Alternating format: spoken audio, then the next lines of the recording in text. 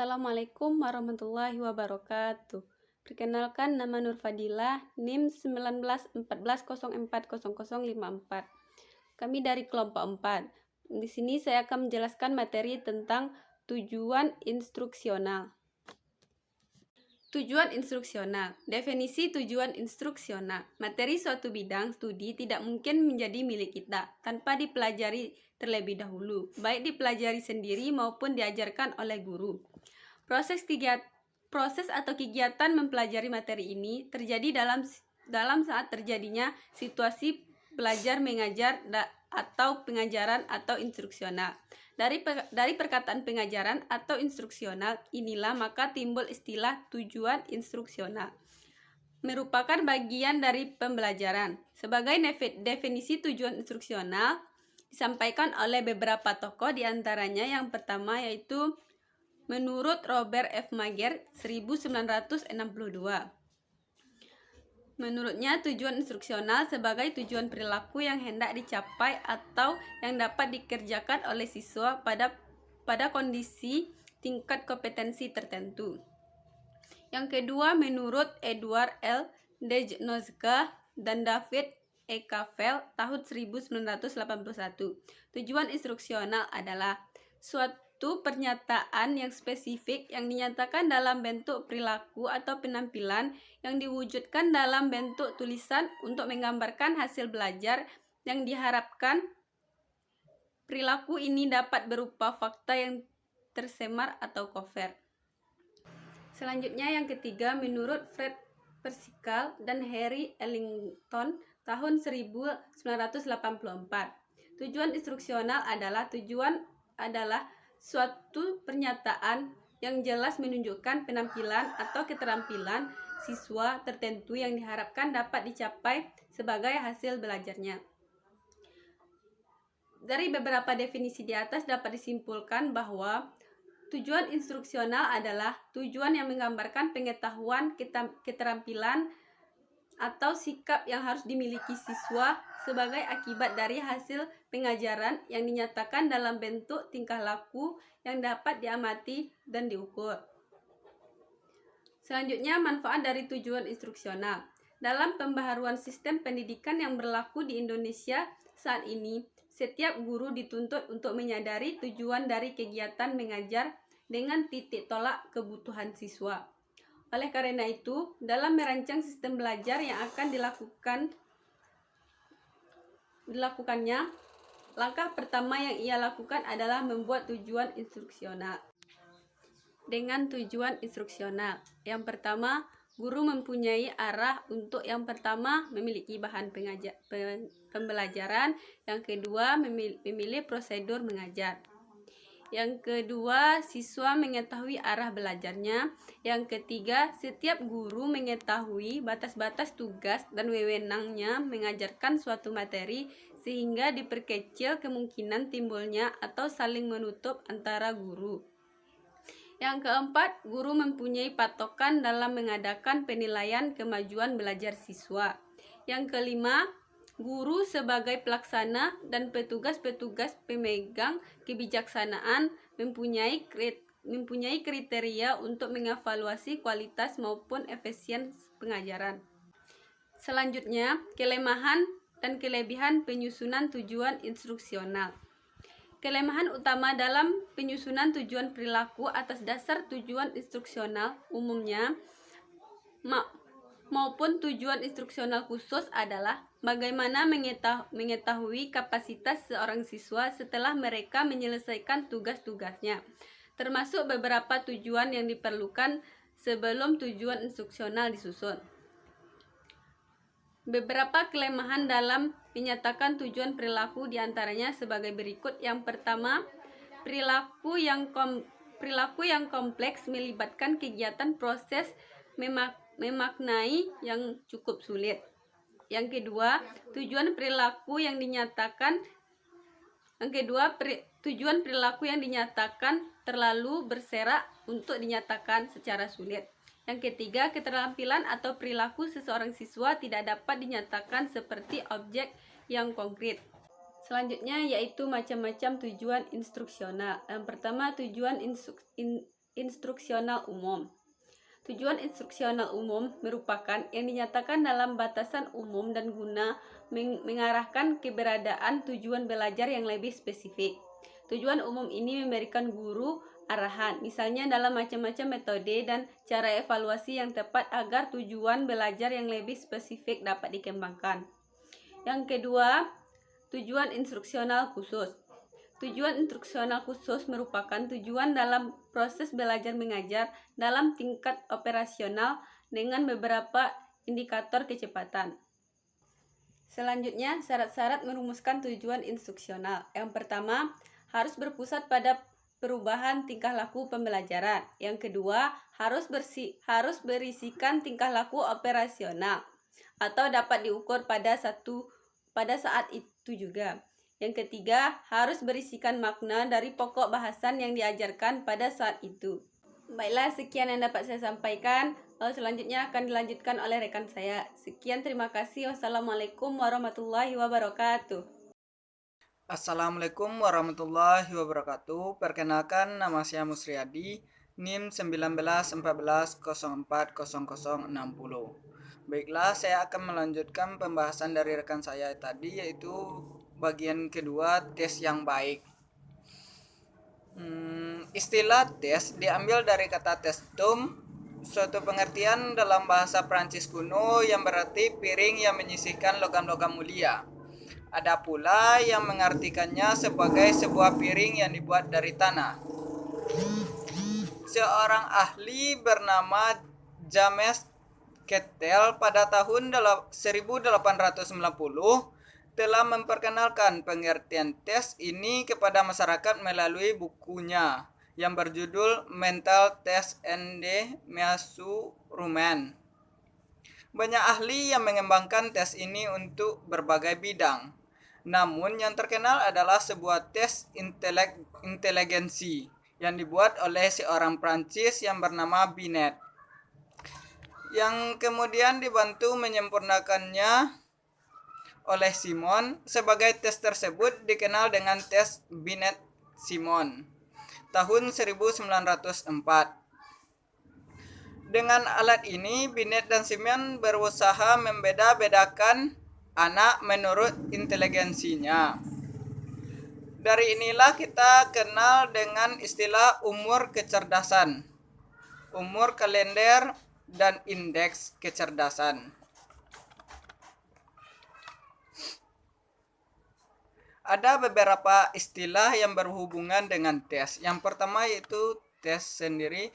Tes adalah alat atau prosedur yang digunakan untuk mengetahui atau mengukur suatu dalam suasana dengan cara atau aturan-aturan yang sudah ditentukan. Untuk mengerjakan tes ini tergantung dari petunjuk yang diberikan, misalnya melingkari salah satu huruf di depan pilihan jawaban, menerangkan, mencoret jawaban yang salah, dan sebagainya. Istilah yang kedua yaitu tes T. Dalam istilah bahasa Indonesia tercoba adalah responden yang sedang mengerjakan tes. Orang inilah yang dinilai dan diukur, baik mengenai kemampuan, minat, bakat, pencapaian, dan sebagainya. Istilah yang ketiga yaitunya tester. Dalam istilah Indonesia, pencoba adalah orang yang diserahi untuk melaksanakan pengambilan tes terhadap para responden. Dengan kata lain, tester adalah subjek evaluasi. Tugas dari tester tersebut adalah yang pertama, mempersiapkan ruangan dan perlengkapan yang diperlukan. Yang kedua, membagikan lembaran tes dan alat-alat lain untuk mengerjakan. Yang ketiga, menerangkan cara mengerjakan tes. Yang keempat, mengawasi responden mengerjakan tes.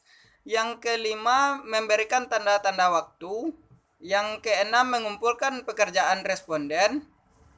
Yang ketujuh, mengisi berita acara atau laporan yang diperlukan jika ada.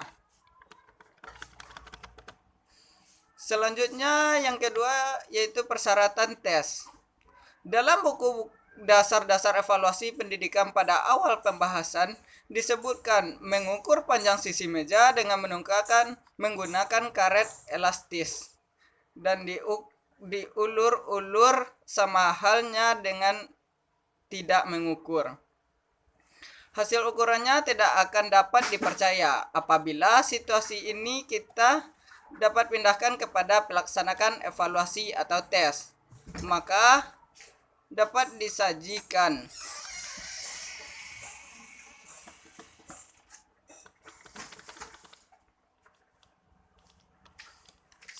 seseorang guru yang belum berpengalaman dalam bidang menyusun tes mengadakan tes bahasa Indonesia.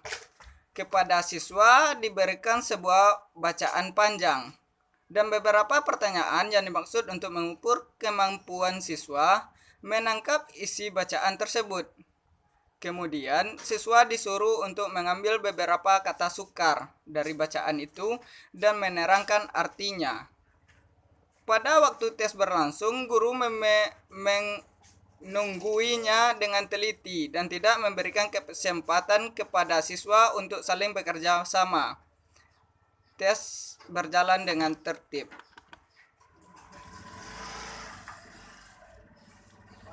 Gilbert Sachs 1980 menyebutkan beberapa kelemahan. Yang pertama yaitu ada kalanya tes secara psikologis terpaksa menyinggung pribadi seseorang walaupun secara tidak disengaja.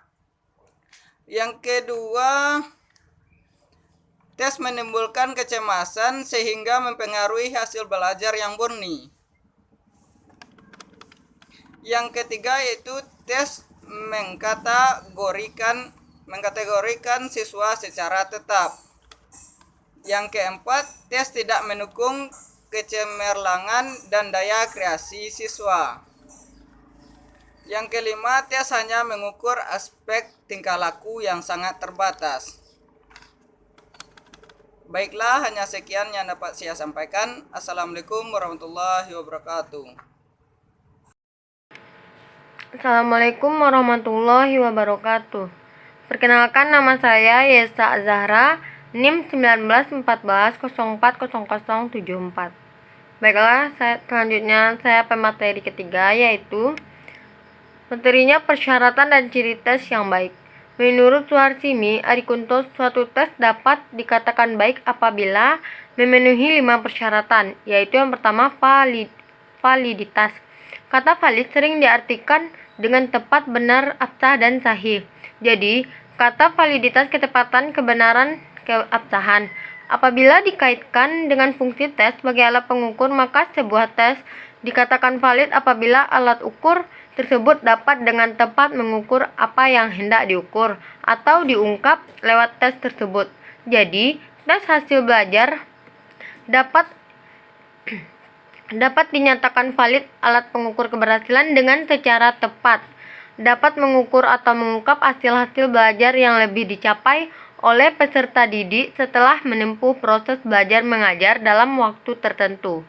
Contoh, diperoleh informasi bahwa si A beratnya 80 kilo.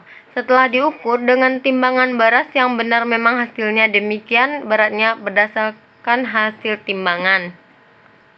Yang kedua, reliabilitas. Kata reliabilitas dari kata reliability, yaitu dari Inggris, yang artinya dapat dipercaya. Tes yang reliable jika memberikan hasil yang tetap konsisten apabila diteskan berkali-kali. Jika kepada siswa diberikan tes yang sama pada waktu yang berlainan, maka setiap siswa akan tetap berada dalam urutan ranking yang sama, tetap ajek dalam kelompoknya. Fasilitas berhubungan dengan ketepatan, sedangkan reliabilitas berhubungan dengan ketepatan atau keajekan.